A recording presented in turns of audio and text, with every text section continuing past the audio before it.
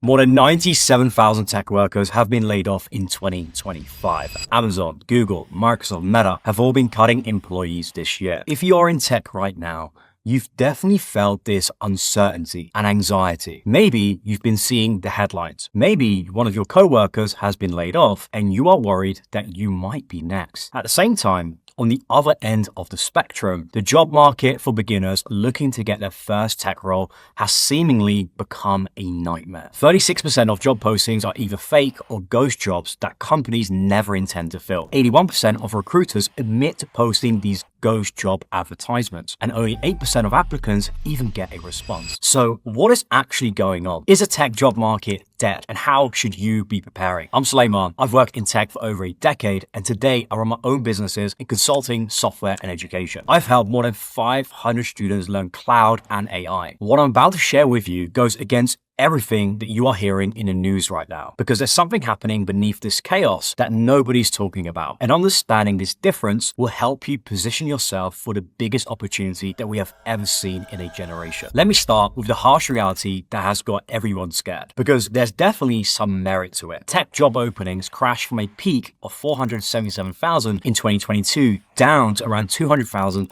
by mid-2025. That's over a 50% drop. And the layoffs are unprecedented because over 100,000 tech workers have been cut this year alone. Now, on the surface, this looks like a dying industry. It looks like companies have paused hiring and maybe we're even on the cusp of a recession. But here is where everyone's making a mistake. Let's take a look at what's happening underneath the surface. Microsoft has laid off over 15,000 people this year across two major rounds. The layoffs were broad, impacting sales, marketing, management, software engineering, and specific divisions like Xbox, not exclusively technical or AI roles. But the headlines are very confusing because they've also laid off their director of AI. So even technical people in AI are getting cut. And when you hear that, your brain probably thinks, oh no, even an AI expert isn't safe. It's over. But ask yourself this. Do you genuinely think that the former director of AI at Microsoft is going to struggle to find a new job? Do you think it's going to be difficult for them? Of course not. They probably have multiple offers within weeks, if not days, and they can just go back to work whenever they are ready. Why? Well, because they have an actual skill set and real expertise. And I'll get onto more of this a little bit later and why this matters to you. But first, let's take a look at AWS's recent layoffs in their cloud computing division. People are freaking out, but what's actually happening? Well, a similar pattern is showing up. According to Reuters, it's unclear exactly who was laid off, but one group we know for sure that were laid off are called specialists. Essentially, salespeople who work with customers to help create new product ideas and sell existing AWS and cloud services. AWS laid off around a few hundred people in their cloud computing division. And let's say, for argument's sake, it's 400 people. Bear in mind, Amazon has over 1.6 million employees, so that is 0.025% of their total headcount. Amazon CEO Andy Jassy said that they're reducing excess bureaucracy and eliminating managers. Notice who they are not laying off. Cloud engineers, AI engineers, systems engineers, the people that are actually shaping the future economy. They're just cutting the fat and not the muscle. And that distinction is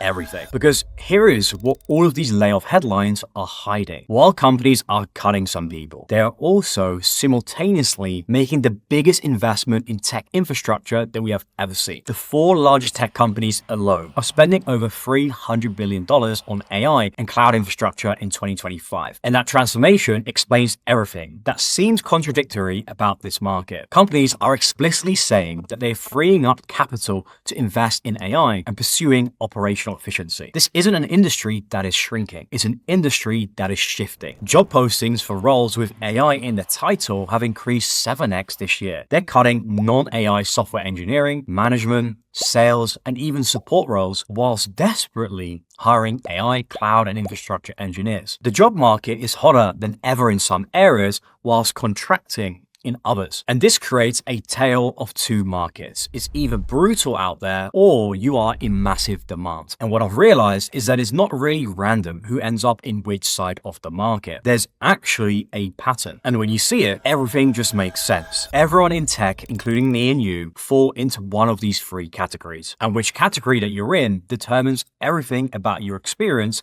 in this market. Category 1 are the irreplaceable. These are the engineers shaping the current and the future future economy. AI engineers, cloud engineers, machine learning engineers, cloud security specialists, data engineers, cybersecurity professionals, you get the point. These roles are thriving. Multiple offers, sign-on bonuses, companies are simply fighting over this kind of talent. Category 2 are the adaptable. These are experienced legacy engineers or non-technical people who see the writing on the wall for their career and are actively upskilling. They are learning cloud, getting into AI and ML, or specializing in areas like data or cloud security. They're positioning themselves for the new market. These people will feel some anxiety right now, but they're not just complaining. They are taking control of their reality, the control of their skill set and building new skills. The adaptable understand. They know that the market isn't broken, it's just different. Then you have category 3, the vulnerable. Unfortunately, this is the largest group. IT professionals that are stuck with legacy skills and not actively building their skill set. Traditional web developers, software engineers, QA testers, IT support roles, all still optimizing their resumes while the market has moved on to completely different skills. Maybe you are comfortable in your current role for now, but here is the reality. If you're not actively building the right skills, you're falling behind every day, whether you realize it or not. These are the people who will experience that brutal job market that we've talked about. Some today, some further down the line, because what they currently do is no longer valued highly by companies. So the question is, which category are you in right now? And more importantly, which category do you want to be in a year from now? Because here is the thing. If you are in category number 3, it isn't a permanent sentence. The adaptable were once vulnerable too. They just made a decision to change. But there's something that's keeping IT professionals stuck in category 3, and most of them don't even realize that they are doing it. They are spending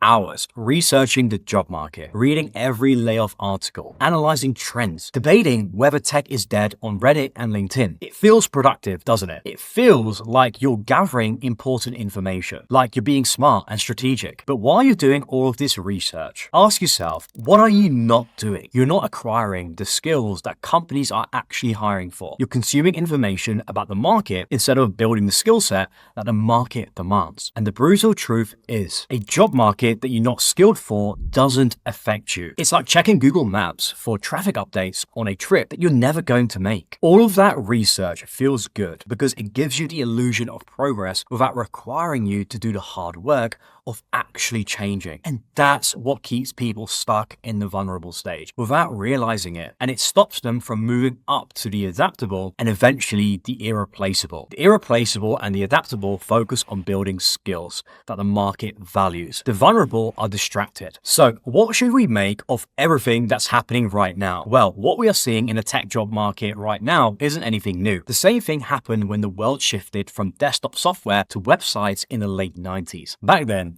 if you were great at building Windows desktop programs, you were really valuable. But when everything started moving to the internet, companies needed different skills. They needed people who could build websites and not desktop apps. So demand for desktop developers began collapsing, while demand for web developers exploded. The same thing is happening right now, just way faster and at a much bigger scale. Companies are investing billions in AI infrastructure, so they need people who can build, maintain, and optimize those AI systems. And they don't need as many people who can build traditional websites and applications. Now, the difference here isn't talent. It's not luck, and it's definitely not connections. It's simply recognizing which skills the market actually values and then developing those skills. It's really simple. And if you're a little bit afraid, then I understand. But you can't just put your head in the sand and pretend that this isn't happening. Because when you do that, you're letting fear take over. And fear doesn't help you prepare for what is coming. You have to start preparing right now. If you've been laid off, you need to understand that the market has changed. The skills that got you your last job are unlikely to get you your next one. If you're still employed, but you can see what is coming, then you need to prepare now. Get ahead of the curve so when the layoff hits, you can land on your feet much faster and be in a new job in no time. And while everyone else debates about layoffs and whether tech is dead, you can be building the exact expertise and skill set that companies are hiring for today. As always, I'm rooting for you. Good luck.